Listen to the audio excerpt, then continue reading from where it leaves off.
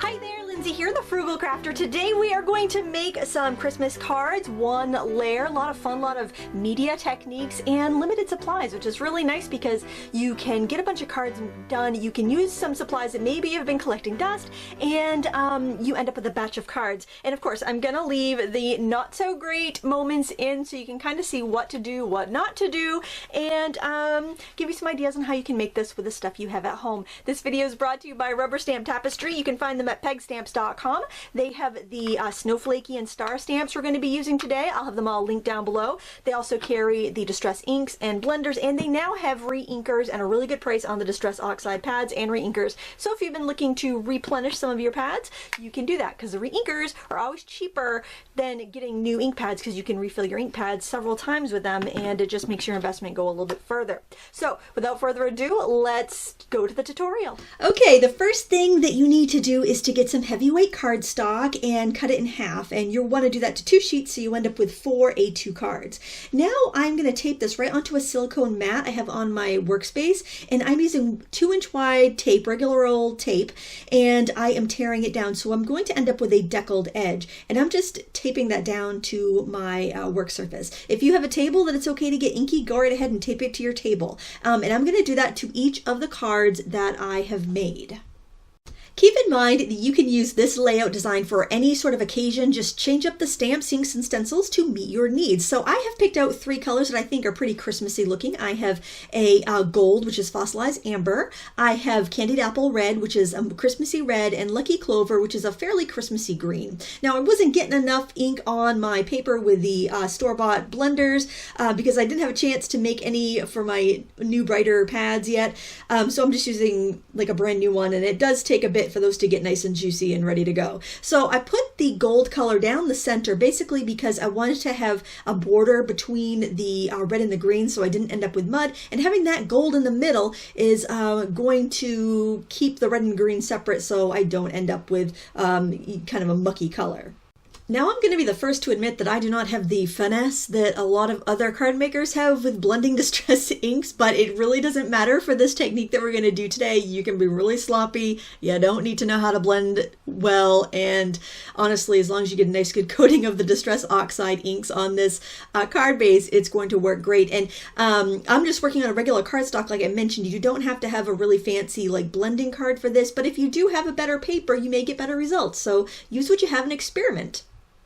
One of the things I like the most about making a batch of cards is getting able to try different things with each card, and then you can figure out what techniques work the best and what don't work out so well. So you want to make all your backgrounds at once. You're going to learn so much more this way, and then you end up with 4 cards when you're done. So there's so many reasons to make your cards in bulk like this. Plus, you're going to get a lot of practice, and as they say, practice makes perfect. After you're done inking, you're going to want to let these dry or just give them a blast with your heat tool for a few seconds to make sure the ink is all dry. First, I'm going to show you what not to do. I spritzed a little water onto my craft mat and then picked it up with a clean blending sponge, and I thought, oh, I'll just dab that over my stencil and work in that fashion. But as you can see here, it just squooshed water under my stencil and made a big mess, so I do not advise this technique. Okay, then back to the drawing board. I've got a fresh card and another stencil, and this time I'm going to gently mist water over my stencil, being very careful not to put so much that it puddles under my my stencil, and I can see that the ink is starting to change. Oh boy, this is going to work, I think. So then I'm just going to very, very gently lift up my stencil and see what we have. And oh, this is what I was going for. Perfect. You can blot away any excess, and you can also dry it with a heat tool if you want, or just set it aside and grab your next card to carry on that process. This was the background I didn't like from the get-go, so I was really bold with spritzing the water here because I figured I had nothing to lose, and by putting more water, I got a more bold design with this diamond stencil. So, you know, that's the thing about not being afraid to make a mistake. You can be really brave with your choices.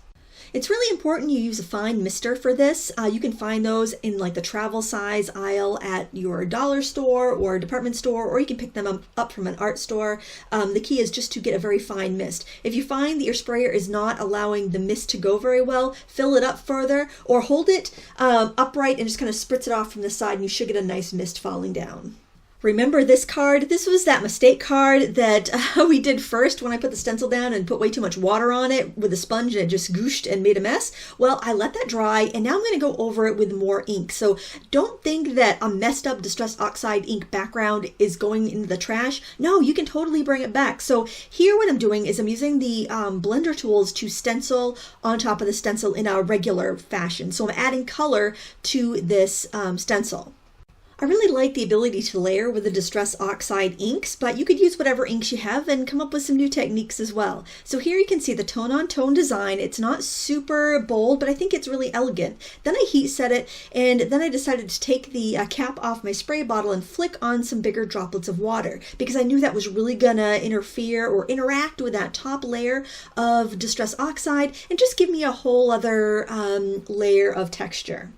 By blotting away the big droplets of water, you can see how some drops almost took you back to the white of the paper and some just lightened up the ink that was underneath.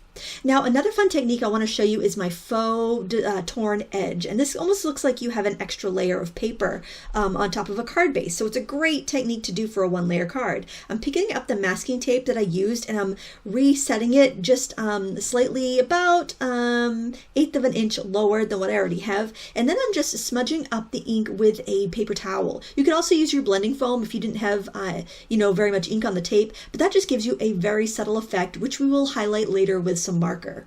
Repeat the torn edge technique with the other 3 cards. If you feel like your other card backgrounds need any extra texture, you can flick some more water on them or even try stenciling on top like we did with the last card. It's all up to you.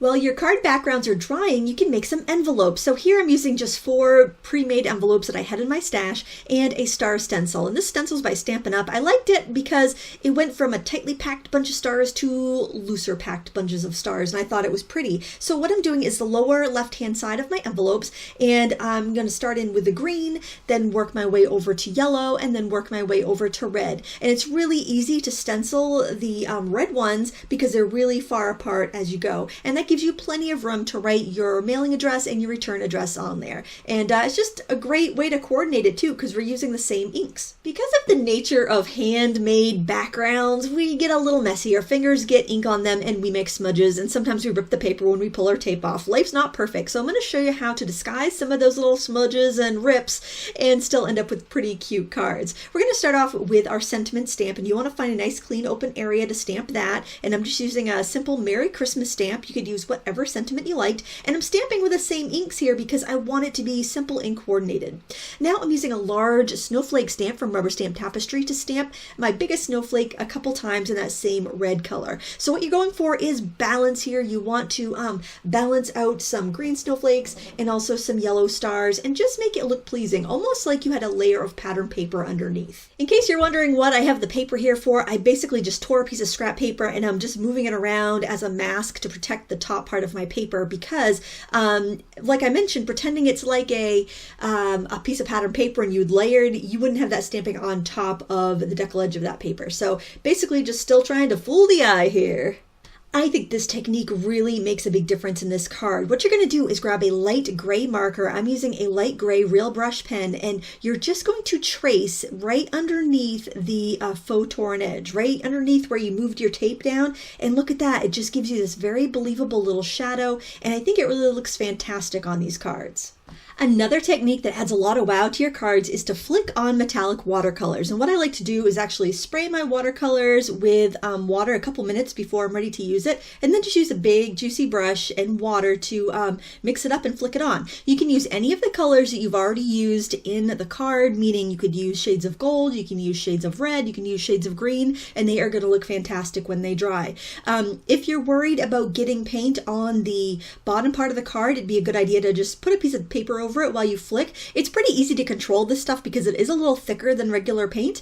But if you do end up getting some on the bottom stamped part, just blot it quickly with a paper towel and you should be fine. And this is how it looks when it's dry. The thing I love about this is that depending on how you're tipping it to the light, you're either going to see the stenciled ink area or you're going to see the shine. It's just really dimensional, and I think when you're doing a one-layer card, it adds a lot of wow to it. This one here was my least favorite background, but you know, after all the flicking of the paint, I actually kind of liked it. It almost looked like a nebula to me, which I think is kind of a fun look. I think it's because of that dot I had in the center, kind of made it look a little, you know, wibbly wobbly, timey wimey there. So for a final embellishment, I decided to use a few sequins, nothing too fancy, just a couple on each card to set it off. And with between that and the matching envelopes, I think you have a beautiful Christmas card or whatever kind of occasion card you want to make to mail off to somebody. If you want to use any of the supplies that I used today, check out the video description because I will have links to all the resources that I used, including our sponsor, Rubber Stamp Tapestry. You can find them at pegstamps.com, and don't forget to check out the video description for a coupon code to save you 20% on all stamps. Thank you so much for watching. Please give me a thumbs up if you enjoyed this video, including the fancy camera work. Until next time, happy crafting.